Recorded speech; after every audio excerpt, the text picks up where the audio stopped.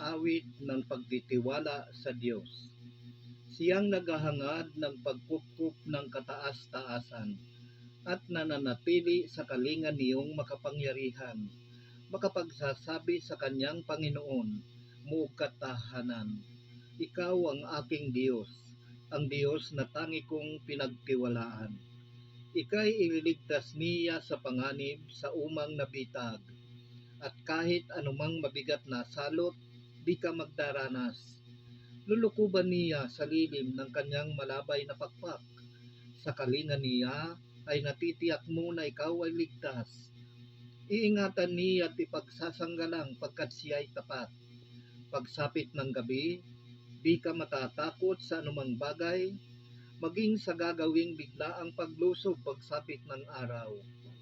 Di sa anumang darating na salot pagkagat ng dilim, di ka matatakot sa kasamaan mang araw kung dumating.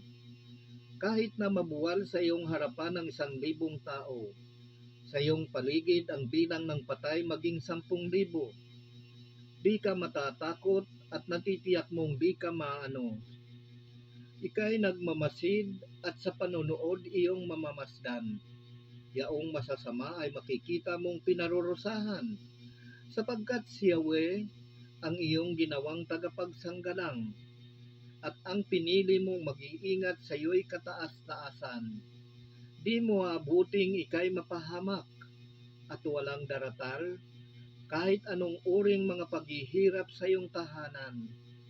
Susuguin niya ang maraming anghel, silang susubaybay.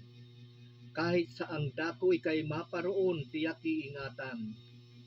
Sa kanilang palad ay tatayukat silang magtataas, nang hindi masaktan ang mga paa mo sa batong matalas. Kahit ang tapakan mo ay mga leon ahas na babagsik, di ka maano sa mga serpente at liyong mababangis.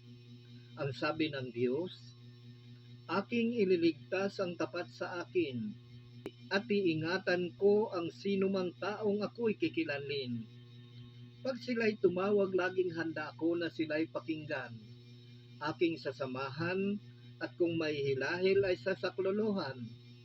Aking ililigtas at ang bawat isa'y pararangalan.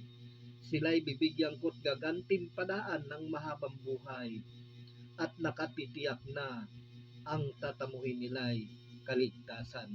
Yan po, brothers and sisters, ang salita ng Panginoon. Purihin natin ang Diyos, purihin natin ang Panginoong Yesus.